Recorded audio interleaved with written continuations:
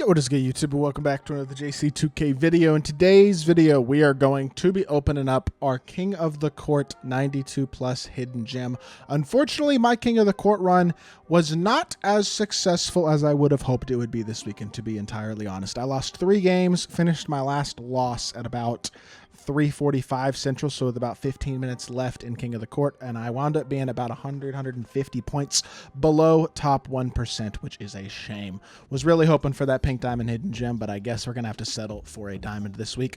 I would say overall, number 1, didn't really play my best, and number 2, I just feel like the game wasn't really favoring me in a couple of the losses, and you know what?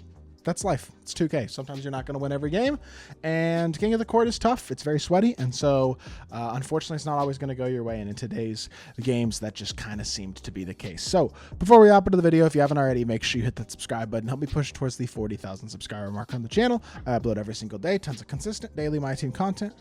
Archer wants to say hi, so hi Archer, and make sure you subscribe for more dog content. Without further ado, let's hop right into it. Let's open up this hidden gem. Hopefully Archer will give me good luck and get me like a good point guard or a good center or something along those lines. But we will try again next week for the pink diamond hidden gem and top 1%. I feel like more often than not I should finish top 1%.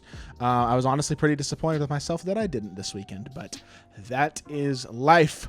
Before we actually open it up, as per normal, we're going to go through here and talk about the guys that I would want. Number 1, if I could like choose the best possible card, it'd probably be one of 3 guys. Michael Ray Richardson, Michael Carter Williams, or Lonzo Ball would be like the 3 incredible, amazing pulls that I think I could get. I would also love a guy like Jack Sigma. Another center would be super nice, so I could sell Moses Malone.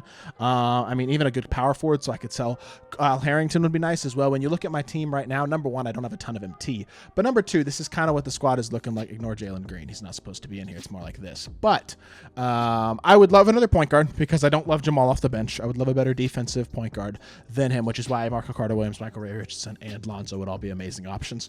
A power forward to sell Al Harrington would be super nice. A really good center to sell Moses Malone would be nice, just to recoup some of my MT and make me a good chunk.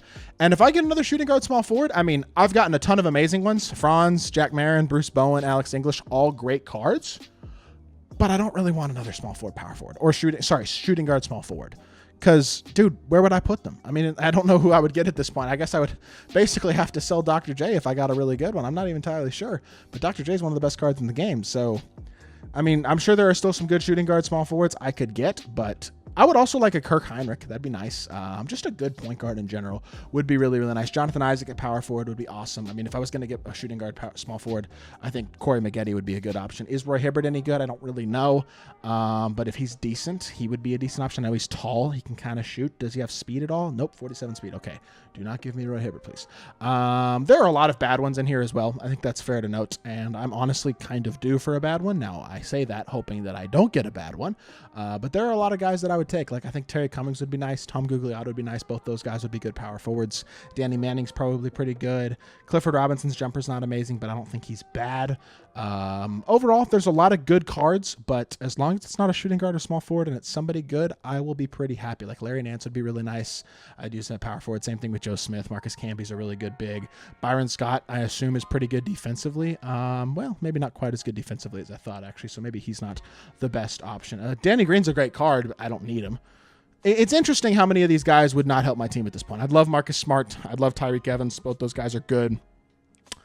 I don't know. I'm sitting here kind of thinking there's a lot of good cards and there's a lot of guys that would be like, well, you're kind of useless. You're never going to make my team. So it'll be interesting to see which side of that I fall on in this video. But without further ado, I think we have pretty much looked through these guys enough. I mean, Rudy Gay would be great, but I don't need another small forward. If I get a better small forward, I guess I'd take it. Like Rudy Gay or Terry Dishinger, I mean, they have to play, right? They'd be really good. Danny Ferry's solid.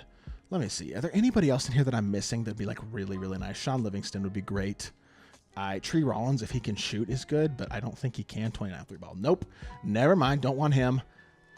Are there any other bigs? There aren't that many good centers is what I'm noticing in these diamond hidden gems.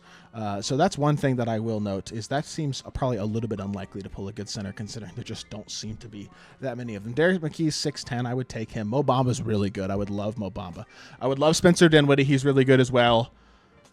Mark Eaton's can't shoot and he's super slow, so I don't want him. Giddey's really good because he's a giant. I would take him. Dennis Johnson, I might be okay. I mean, KP's 50 speed, so I don't think I want him. Great name, but I don't think he'd be that good. I mean, looking through, Jaden McDaniels would be good. I would think I would have to use him. I don't know exactly where I would use him. Can Claxton shoot it all? 55 3-ball. I mean, Claxton, 79 speed. Probably not going to use him. It's interesting. There aren't that many good ones left. I was really hoping for the pink diamond because I think there's a larger portion of cards I could have gotten that would really help me out. But I have waited long enough to open this Diamond Hidden Gem. Sorry I droned on a little bit about the cards there. I think I may have spent a little too long looking at those. But with that being said, we have it now. And we're going to open this up, and we're going to see who we get. Fingers crossed it's a point guard, and a good one, or a center, or a power forward. Any of those three, if they are a good card, would be nice. Eastern Conference, 95 3-ball, that's probably a small forward, isn't it? Is that good? I don't think that's good. I'm pretty sure Jason Terry's not good.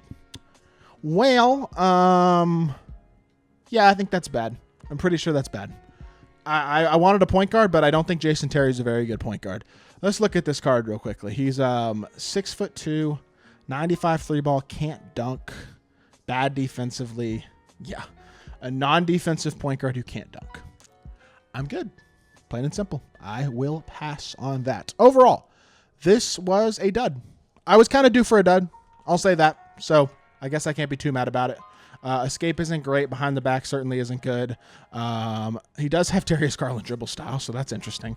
Unfortunately, I don't think Darius Garland dribble style by itself is enough to make a card good. I mean, his jumper's okay, but his jumper's pretty good. But, I mean, he can't dunk, and he can't defend, and he's 6'2". So I will pass on Jason Terry. It is what it is. I realistically was kind of due for a dud, so I can't be too mad about it, but I am a little disappointed because Jason Terry does absolutely nothing for me. I will never use this card, even in like salary cap or anything. So it is what it is. If he had like a 75 driving dunk and better defensive stats, I would be fine with this because the Garland dribble style is nice to have, but overall, no. I'm not using a guy who's got 50-something interior, can't dunk the ball, mid-70s perimeter. Like, he's not it. I guess he can technically dunk wide open, even with a 43 ball, so I guess I lied. He can dunk, but I don't think he's going to be dunking very much. Only good thing about this card that I see is the Darius Garland dribble style, but I'm not going to lie to y'all. Overall, I don't think this is a card that I will ever use at all. So, with that being said, I guess that is going to do it for this video. Like I said, I was kind of due a dud because guys like Bruce Bowen, Jack Marin, Alex English, Franz Wagner have all been really good Diamond Hidden Gems. Even Jamal Crawford was a pretty good Diamond Hidden Gem as well. So it could be worse, but it certainly could be better as well. Might as well just grind for that Jalen Green, to be honest. I don't know if he plays over Jamal, but that is probably going to be the course of action now because Jason Terry does nothing for me. Either way, it is what it is. And you know what? We'll try to do better next week. Hope y'all did enjoy the video. If you did, make sure you hit that like button, leave a comment, and subscribe. I'll be back on more 2K content very, very soon, and I appreciate y'all. Peace.